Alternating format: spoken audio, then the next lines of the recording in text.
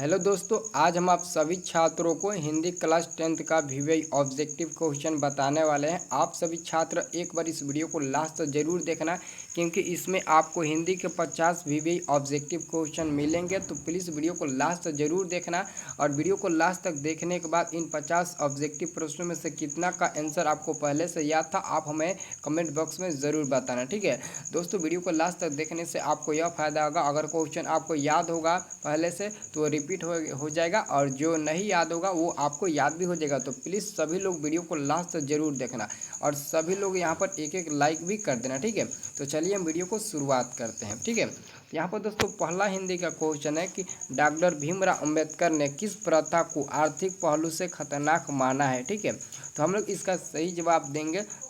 इसका सही जवाब क्या हो जाएगा दोस्तों? ऑप्शन नंबर क्या हो जाएगा? घ हो जाएगा, जाति प्रथा। ठीक है, इसका सही जवाब हम लोग देंगे ऑप्शन नंबर घ को, जाति प्रथा। ठीक है, याद रखना। अब दोस्तों अगला क्वेश्चन है 2 नंबर। दोस्तों अगला क्वेश्चन कहता है कि भीमराव अंबेडकर का जन्म किस परिवार में हुआ था। भीमराव अंबेडकर का जन्म किस परिवार में हुआ था?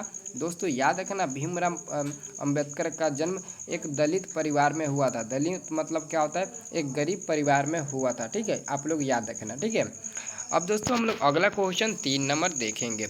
दोस्तों अगला क्वेश्चन कहता है कि भीमराव अंबेडकर के प्रेरणा स्रोत रहे हैं बुद्ध, कबीर, ज्योतिबा फूले और उपयुक्त सभी। तो इसका हम सही जवाब ऑप्शन नंबर डी को देंगे, उपयुक्त सभी। ठीक है, उपयुक्त सभी हो जाएगा। ठीक है, आप लोग याद रखना। अब दोस्तों अगला क्वेश्चन कहता है 4 नंबर। अंबेडकर ने भारत की बेरोजगारी का प्रमुख एवं प्रत्यक्ष कारण किसे माना है? तो इसका हम सही जवाब क्या देंगे दोस्तों? काफ़ी इंपॉर्टेंट प्रश्न है दोस्तों। इसका सही जवाब जाति प्रथा ही होगा, ऑप्शन नंबर ख। ठीक है, ऑप्शन नंबर ख, जाति प्रथा ही होगा। ठीक है, याद रखना। अगला दोस्तों क्वेश्चन कहा था कि बाबा साहेब भीमराव अंबेडकर का जन्म कब हुआ। बाबा साहेब भीमराव अंबेडकर का जन्म कब हुआ? तो याद रखना, बाबा साहेब भीमराव अंबेडकर का जन्म 14 अप्रैल 1891 ईस्वी में हुआ था, और इनकी मृत्यु 1956 ईस्वी में हुई थी। ठीक है, और इनका जन्म मध्य प्रदेश में हुआ था, यह भी याद रखना। ठीक है, अब दोस्तों अगला क्वेश्चन हम देखेंगे 6 नंबर। अगला क्वेश्चन कहता है कि बाबा साहेब भीमराव अंबेडकर को जन्म किस राज्य में हुआ। बाबा साहेब भीमराव अंबेडकर का जन्म किस राज्य में हुआ? तो मध्य प्रदेश, ऑप्शन नंबर ख हो जाएगा। ठीक है, अभी मैं आपको जो बताया उसी का आंसर है। ठीक है, अगला क्वेश्चन है दोस्तों कि बाबा साहेब के अनुसार आदर्श समाज किसे कहा जाता है। तो हम सही जवाब क्या देंगे दोस्तों? तो हम लोग इसका सही जवाब क्या देंगे दोस्तों? तो हम लोग इसका सही जवाब ऑप्शन नंबर घ को देंगे, सभी कथन सत्य हैं। ठीक है, सभी कथन सत्य हैं, ऑप्शन नंबर घ को टिक लगा देंगे। ठीक है, अब दोस्तों अगला क्वेश्चन कहता है कि श्रम विभाजन और जाति प्रथा के लेखक कौन है।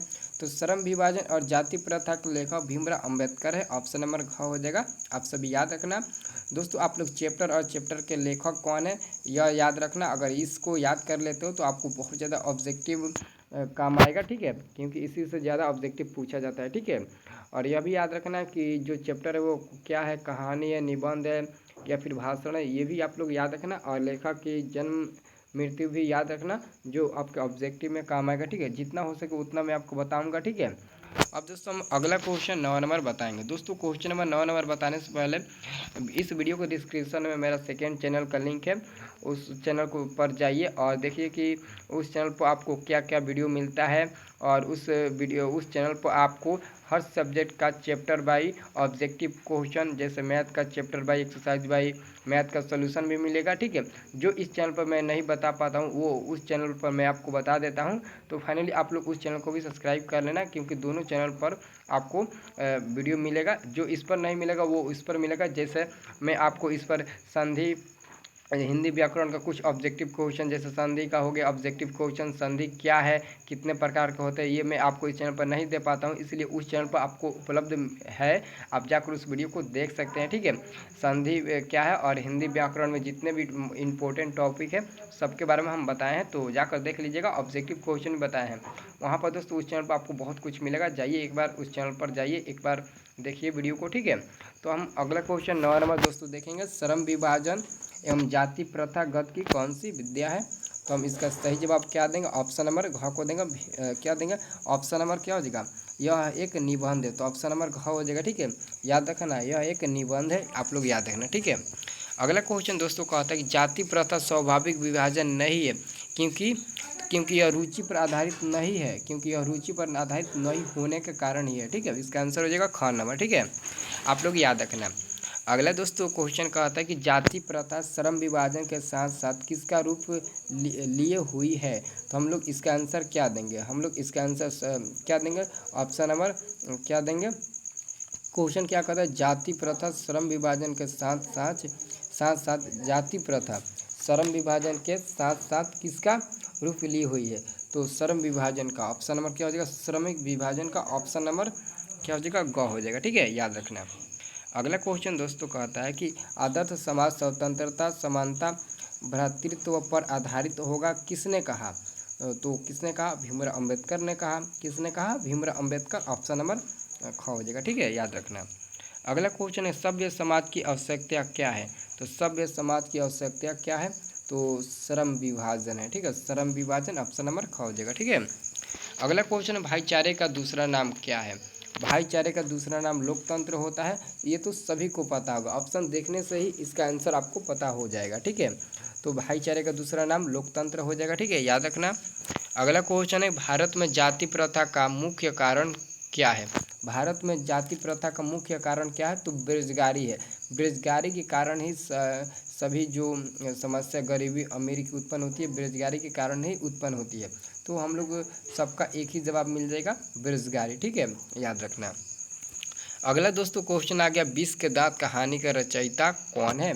तो 20 के दांत कहानी का रचयिता कौन है, तो याद रखना नलिन बिलोचन शर्मा हो जाएगा। क्या हो जाएगा, नलिन बिलोचन शर्मा, ऑप्शन नंबर ग हो जाएगा। ठीक है, याद रखना।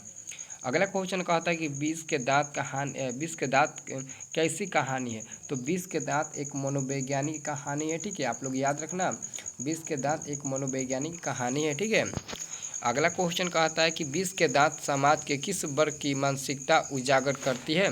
तो मध्य वर्ग हो जाएगा, ऑप्शन नंबर ग हो जाएगा, मध्य वर्ग। ठीक है, याद रखना। आप लोग याद रखना, बहुत ही इंपॉर्टेंट प्रश्न है। ठीक है, और अगला क्वेश्चन कहता है 20 के दांत पाठ की विद्या है। 20 के दांत पाठ की विद्या है। तो 20 के दांत क्या है, एक कहानी है जो अभी मैं आपको बताया। तो ये इसका आंसर हो जाएगा घ नंबर कहानी। ठीक है, अगला क्वेश्चन कहता है कि 20 के दांत कहानी का प्रमुख पात्र कौन है। तो दोस्तों इस क्वेश्चन में थोड़ा डाउट है, क्योंकि 20 के दांत कहानी का प्रमुख पात्र कहीं कहीं से कहीं कहीं खोखा दे देता है यानी कि कासू, और कहीं कहीं मदन दे देता है। ठीक है, तो इस क्वेश्चन में डाउट है। आप लोग अगर चैप्टर पढ़े होंगे, 20 के दांत कहानी पढ़े होंगे, तो आपको सटीक मालूम होगा कि इस कहानी का प्रमुख पात्र कौन है। क्योंकि सेन साहब का पुत्र क्या था, खोखा। खोखा यानी कि कासू, खोखा का दूसरा नाम था कासू। ठीक है, और गिरधर लाल का बेटा मदन। तो मदन इस कहानी का पात्र है या फिर खोखा इस कहानी का पात्र है, आप हमारे इस कमेंट बॉक्स में ज़रूर बताइएगा।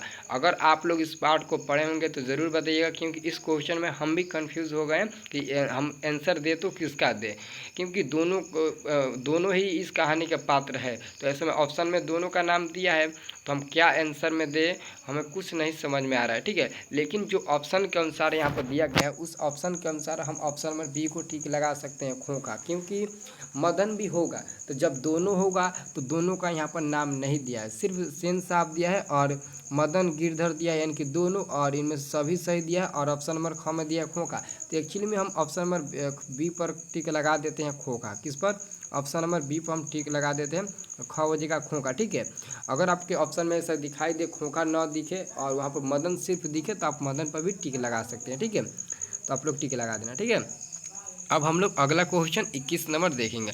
21 नंबर क्वेश्चन कहता है कि गिरधर लाल का बेटा है। तो गिरधर लाल का बेटा मदन है। ठीक है, गिरधर लाल का बेटा क्या है और उनका क्या नाम है, तो मदन नाम है। ठीक है, याद रखना। अगला क्वेश्चन दोस्तों कहता है कि गिरधर लाल सेन साहब की फैक्ट्री में क्या था। तो गिरधर लाल सेन साहब की फैक्ट्री में एक किरानी था, किरानी का काम करता था। इसका आंसर ऑप्शन नंबर ए हो जाएगा, किरानी। ठीक है, याद रखना दोस्तों, अगर आप लोग एक बार किसी कोई भी पार्ट को पढ़ देते हो, कोई भी कहानी हो गया पढ़ देते हो, तो आपको objective model paper MBD guide ये सभी में से आपको याद करने में बहुत ही आसान हो जाएगा। ठीक है, इसलिए आप लोग एक बार ईमानदारी से ज़रूर पढ़ लीजिएगा। ठीक है, अब हम लोग अगला क्वेश्चन देखेंगे 23 नंबर। सेन साहब की नई मोटर कार किस रंग की थी। सेन साहब की नई मोटर कार किस रंग की थी, आपको इसका आंसर बताना है। बहुत ही इंपॉर्टेंट प्रश्न है दोस्तों। सेन साहब की नई मोटर कार किस मतलब कि रंग की थी, तो इसका हम आंसर देंगे काली हो जाएगा, ऑप्शन नंबर क्या हो जाएगा, ख हो जाएगा। ठीक है, अगला क्वेश्चन है सेन साहब की नई मोटर कार कितने की थी?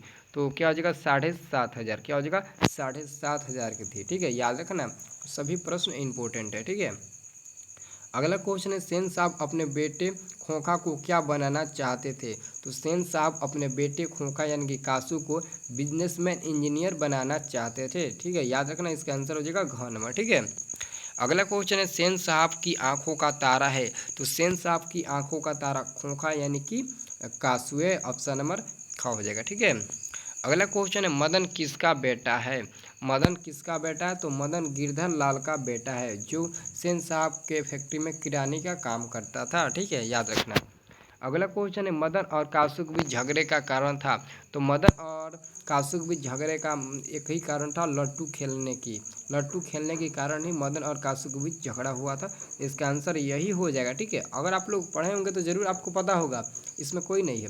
हम भी पढ़े हैं तो इसका आंसर आपको बता रहे हैं, तो आप भी पढ़े होंगे तो ज़रूर इसका आंसर आपको पता होगा। ठीक है, अब हम लोग अगला क्वेश्चन 29 नंबर देखेंगे। ठीक है, 29 नंबर दोस्तों प्रश्न को आता है खोखा किन मामलों में अपवाद था? तो खोखा घर के नियमों की धज्जियां उड़ाने में अपवाद था। ठीक है, इसका आंसर हो जाएगा ख नंबर। ठीक है दोस्तों, क्या आपको ये वीडियो पसंद आ रहा है? अगर आ रहा है तो प्लीज़ लाइक करके हमें संदेश पहुंचा दीजिए। जितने लोग लाइक करेंगे उतने लोग मैं समझूंगा कि इतने लोगों का ये वीडियो बहुत ही ज़्यादा पसंद आया है, तो प्लीज़ वीडियो को लाइक ज़रूर करना। ठीक है, और यहाँ पर दोस्तों अगला क्वेश्चन हम देखेंगे 30 नंबर। 30 नंबर दोस्तों प्रश्न कहता है खोखा के दो दो दांत किसने तोड़ डाले? तो खोखा के दो दो दांत गिरधर लाल का बेटा मदन तोड़ डाला। ठीक है, मदन इसका आंसर हो जाएगा ख नंबर। ठीक है, अब दोस्तों अगला क्वेश्चन हम देखेंगे। अगला क्वेश्चन कहता है कि खोखा जीवन के नियमों का अपवाद था और यह अस्वाभाविक नहीं था कि वह हर घर के नियमों का भी अपवाद हो। यह गधांश किस पाठ का है? तो 20 के दांत, ऑप्शन नंबर क हो जाएगा। ठीक है, याद रखना। अगला क्वेश्चन है सीमा, रजनी, आलो, शेकाली, आरती पांचों किसकी बहनें थी? तो याद रखना सेन साहब की 5 लड़कियां थी और जिनमें से एक पुत्र था, जिसका जन्म तब हुआ जब उस पति और पत्नी बुढ़ापे के अंतिम पड़ाव पर पहुंच चुके थे। ठीक है, तो मदन जिसका नाम क्या था, मदन यानी कि जिसका नाम था खोखा, खोखा यानी कि कासू। तो खोखा यानी कि कासू के ही 5 बहनें थी। ठीक है, जिनका नाम यहाँ पर लिखा गया। आपको 2 नंबर में पूछ देता है कि सेन साहब की 5 लड़कियां का नाम लिखे, या फिर खोखा किन मामलों में अपवाद था? तो याद रखना खोखा घर के नियमों के साथ साथ अपने जीवन में भी अपवाद था। ठीक है, ऐसे ही आप लोग लिख देना। ठीक है, अगला दोस्तों क्वेश्चन कहा था कि नलिनी बिलोचन शर्मा का जन्म कब हुआ? तो नलिनी बिलोचन शर्मा का जन्म कब हुआ, इसका तो आंसर आप बता सकते हैं 18 फरवरी 1916 ईस्वी में। 18 फरवरी 1916 ईस्वी में नलिनी बिलोचन शर्मा का जन्म हुआ था। ठीक है, याद रखना। अगला दोस्तों क्वेश्चन कहता है कि महल और झोपड़ी वालों की लड़ाई में अक्सर महल वाले ही जीतते हैं, पर उसी हालत में जब दूसरे झोपड़ी वाले उनकी मदद अपने ही खिलाफ करते हैं। किस पाठ की युक्ति है? किस पाठ की युक्ति है? काफ़ी महत्वपूर्ण दोस्तों ये युक्ति है 20 की दांत की। ठीक है, बहुत ही इंपॉर्टेंट ये युक्ति है। ठीक है, आप लोग याद रखना, बहुत ही इंपॉर्टेंट है। आपको पता ही होगा कि महल और झोपड़ी की लड़ाई अगर हो तो उसमें महल ही वाले जीतते हैं, लेकिन अगर झोपड़ी वाले सब एक हो जाए तो महल वहाँ पर हार जाएगी। ठीक है, तो वही क्वेश्चन यहाँ पर पूछता है कि यह किस पाठ की युक्ति है? तो 20 के दांत हो जाएगा। ठीक है, अब हम लोग अगला क्वेश्चन देखेंगे। अगला क्वेश्चन कहता है कि मोटर को कोई खतरा हो सकता है?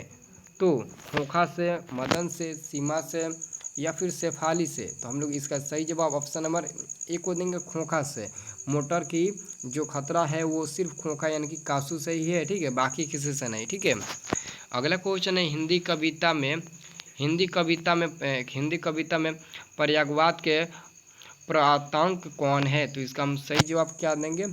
तो हम लोग इसका सही जवाब ऑप्शन नंबर ग को देंगे, नलिनी बिलोचन शर्मा। ठीक है, याद रखना है। अगला क्वेश्चन है आलोचकों के अनुसार प्रयोगवाद का वास्तविक प्रारंभ किनकी कविताओं से हुआ। ठीक है, तो इसका हम आंसर देंगे ऑप्शन नंबर ख को, नलिनी बिलोचन शर्मा। इसका भी आंसर ख हो जाएगा। ठीक है, और दोस्तों अगला प्रश्न है झोपड़ी और महल की लड़ाई में अक्सर कौन जीतते हैं? तो झोपड़ी और महल की लड़ाई में अक्सर महल वाले जीतते हैं। इसका आंसर तो कोई भी बता सकता है। ठीक है, अब दोस्तों अगला क्वेश्चन आ गया भारत से हम क्या सीखें? पाठ गद्य की कौन सी विद्या है? तो भारत से हम क्या सीखे? एक भाषण है।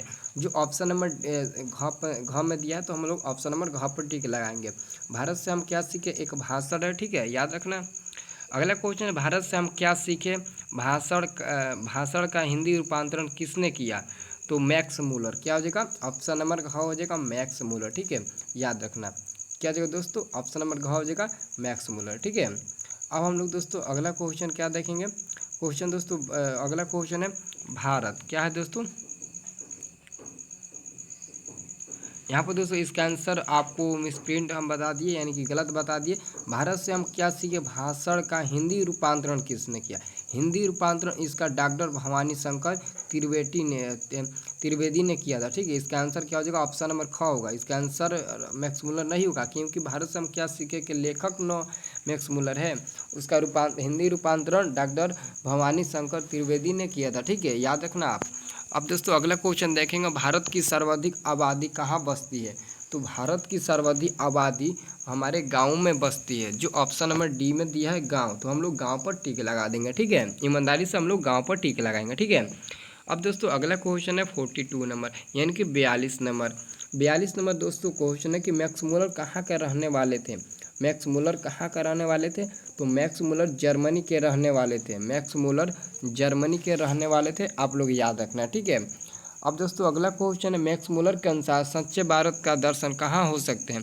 तो ग्रामीण भारत। ग्रामीण भारत में मैक्स मूलर के अनुसार सच्चे भारत का दर्शन हो सकता है, ठीक है, याद रखना।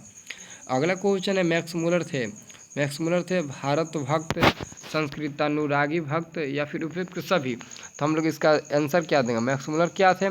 तो उपयुक्त सभी इसका आंसर हो जाएगा, ऑप्शन नंबर घ, ठीक है, याद रखना। अगला क्वेश्चन है क्या दोस्तों? 45 यानी कि 45 नंबर।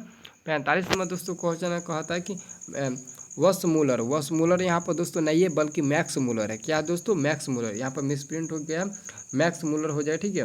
क्या हो जाएगा? मैक्स मूलर, आप नाम लिख लेना। मैक्स मूलर ने कालिदास के किस पुस्तक का जर्मन में अनुवाद किया? ठीक है, जर्मन में अनुवाद किया। तो इसका आंसर ख हो जाएगा मेघदूत। क्या हो जाएगा? मेघदूत। मैक्स मूलर ने कालिदास के किस पुस्तक का जर्मन में अनुवाद किया? तो मेघदूत पुस्तक का, ठीक है, याद रखना। अगला क्वेश्चन कहता है कि मैक्स मूलर को किसने वेदांतियों का वेदांती कहा?